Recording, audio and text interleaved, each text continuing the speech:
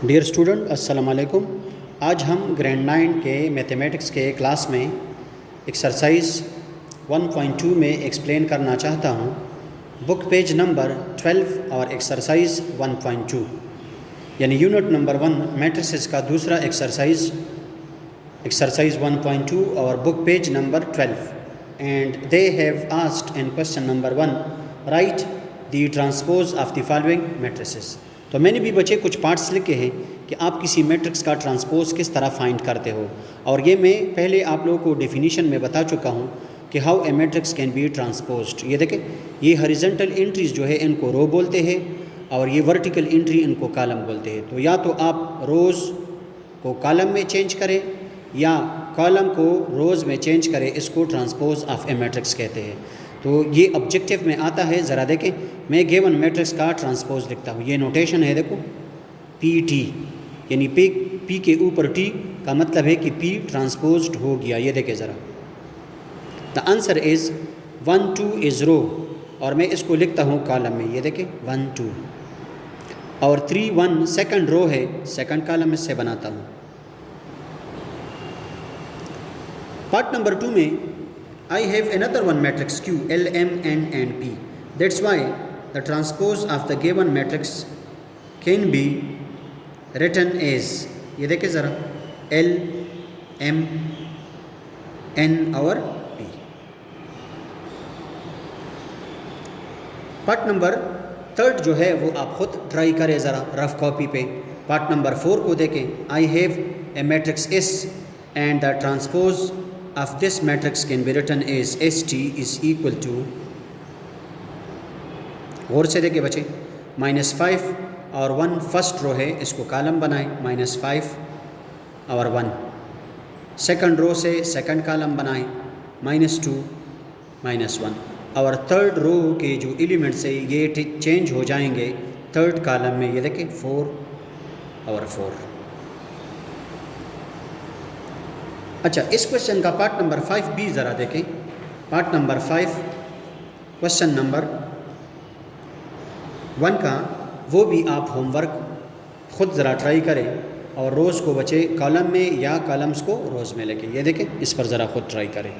Question number 2 में क्या पूछा गया है कि आपको 4 मैट्रिसेस दिए गए हैं, देखो A, B, C और D, और वो आपसे पूछ रहे हैं कि इनमें से कौन कौन से मैट्रिसेस एक दूसरे के ट्रांसपोज है। बहुत आसान, ये देखें, आप मैट्रिक्स ए को बी के साथ कंपेयर करें तो यहाँ पे जो फर्स्ट रो है वो बी का देखो फर्स्ट कॉलम है और ए का जो सेकंड रो है वो मैट्रिक्स बी का सेकंड कॉलम है। तो मैट्रिक्स ए का जो ट्रांसपोज है वो मैट्रिक्स बी है, बी का ट्रांसपोज मैट्रिक्स ए है। तो देखिए ज़रा इन दोनों का मैं आंसर क्या लिखता हूँ सोल्यूशन में। A and B matrix are transpose of each other. Similarly, अगर आप C मैट्रिक्स और D मैट्रिक्स को देखें तो C मैट्रिक्स और D मैट्रिक्स यानी यहाँ पे फर्स्ट रो, यहाँ पे फर्स्ट कॉलम है देखें, और C मैट्रिक्स का सेकंड रो यहाँ पे सेकंड कॉलम बन गया। तो मैट्रिक्स C और मैट्रिक्स D आपस में क्या है, एक दूसरे के ट्रांसपोज है। ये इसका भी आंसर लेके matrix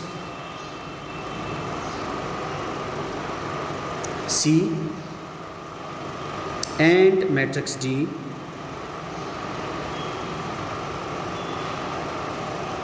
are the transpose of each other.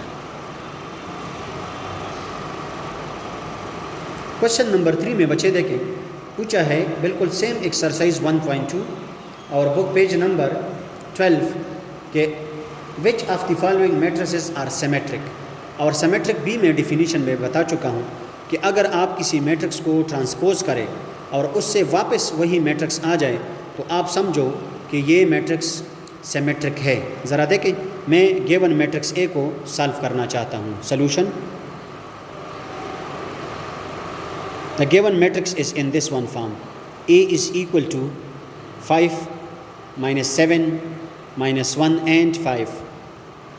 Symmetric के लिए आप इसको ट्रांसपोज करें और ट्रांसपोज कि क्वेश्चंस आप लोगों ने अभी क्वेश्चन 1 में सीखे हैं, रोज़ इनटू कॉलम्स चेंज करें या कॉलम्स इनटू रोज़। तो देखिए ज़रा 5 -7 और -1 और 5।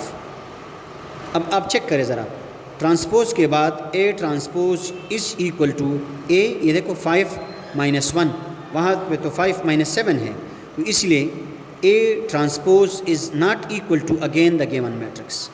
यानी देखिए A transpose is not equal to the given matrix. इस मैट्रिक्स और इस मैट्रिक्स में फ़र्क है। तो क्या मतलब है इसका कि मैट्रिक्स A डेफिनीशन के मुताबिक क्या है, is not symmetric.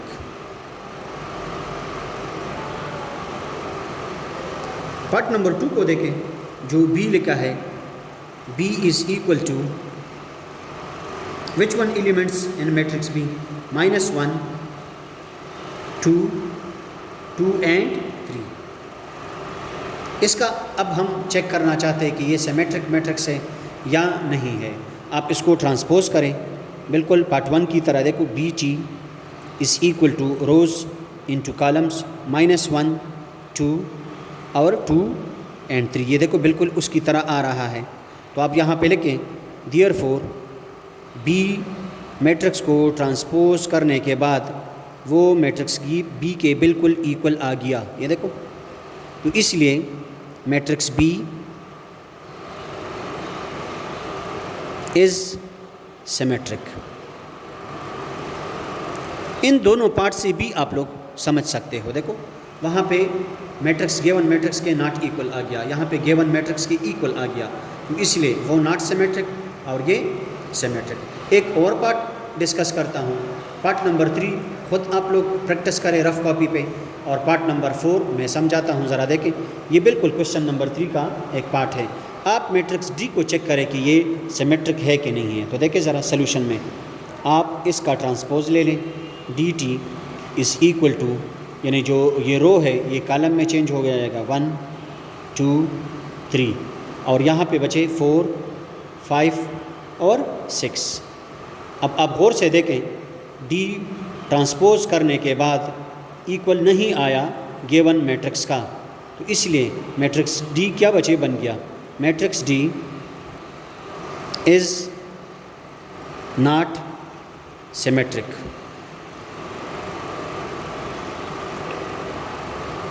Next question की तरफ मूव होते हैं।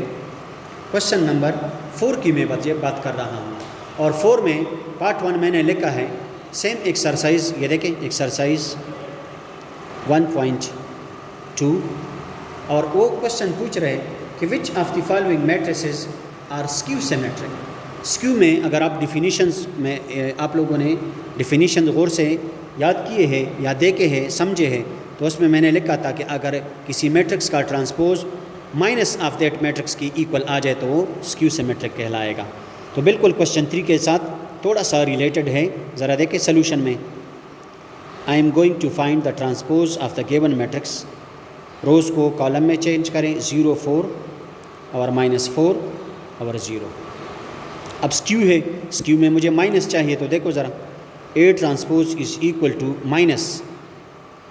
अब दो बातें हैं, माइनस ऑफ दिस मैट्रिक्स तो इन एलिमेंट्स पर असर पड़ेगा, यानी 0 तो एक न्यूट्रल पार्टिकल है, ये इसके साथ तो माइनस हम नहीं लिख सकते, तो इसलिए 0 इसी तरह रहेगा, और माइनस इंटू माइनस, ये देखो ये 4 बन जाएगा, माइनस इंटू प्लस ये -4 बन जाएगा, और यहाँ पे फिर 0 आ जाएगा। तो अब ज़रा देखें कि A ट्रांसपोज, और जो स्टूडेंट कह रहे हैं कि यहाँ से अगर हम माइनस का मन लें वो भी इस तरह ठीक है, तो जो नेगेटिव साइन है वो पॉजिटिव में चेंज हो जाएंगे, जो पॉजिटिव है वो नेगेटिव में एलिमेंट्स में चेंज हो जाएंगे या कन्वर्ट।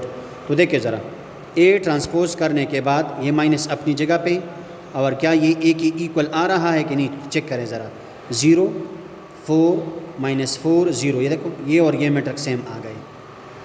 ट्रांसपोज करने के बाद माइनस ऑफ दैट मैट्रिक्स आ रहा है, तो इसका क्या मतलब हो गया, देयरफॉर मैट्रिक्स A डिफिनीशन के मुताबिक इज़ स्क्यू सिमेट्रिक। क्वेश्चन 3 और क्वेश्चन 4 में बच्चे सिर्फ ये फ़र्क है कि वहाँ पे सिमेट्रिक के लिए सिर्फ वही मैट्रिक्स लाना होता है और स्क्यू के लिए यहाँ पे देखें माइनस ऑफ दैट। अब सेकंड पार्ट को देखें, part number 2 of the same exercise 1.2, ताकि आप लोग सीख जाएं इस क्वेश्चन को पूरी तरीके से। तो देखो दोबारा ट्रांसपोज करें, स्क्यू सिमेट्रिक पूछा है, सिमेट्रिक और स्क्यू सिमेट्रिक के लिए ट्रांसपोज करना ज़रूरी है। 0 -5 5 एंड 0। अब स्क्यू सिमेट्रिक मुझे माइनस की ज़रूरत है, माइनस से तो या इस मैट्रिक्स को मल्टीप्लाइड करें या इसके एलिमेंट से माइनस कामन ले लें। सेम फॉर्मेट जो पिछले क्वेश्चन में मैंने अभी समझाया, 0 ये -5 बन जाएगा, ये +5 बन जाएगा और ये 0। फिर चेक करें, ये बिल्कुल गिवन मैट्रिक्स के फिर इक्वल आ गया। Therefore B transpose is equal to -B again, hence matrix B is also a skew symmetric matrix.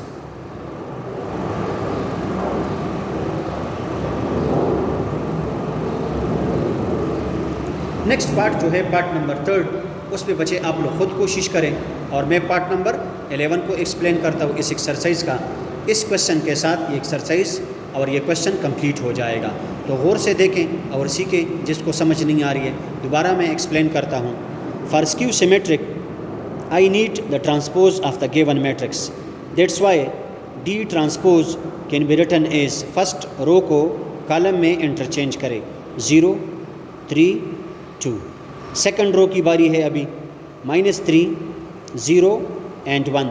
अब थर्ड रो की बारी है, -2 -1 and 0।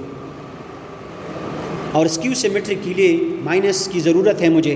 That's why dt is equal to minus, जितने भी एलिमेंट्स है माइनस में वो पॉजिटिव में कन्वर्ट हो जाएंगे और पॉजिटिव वाले माइनस में। तो देखो 0 तो न्यूट्रल पार्टिकल है, ये एज इट इज़ रहेगा, ये 3 बन जाएगा +3, ये 2, ये -3, 0 एज इट इज़, ये 1, ये -2 बचे, ये -1 एंड अगेन 0।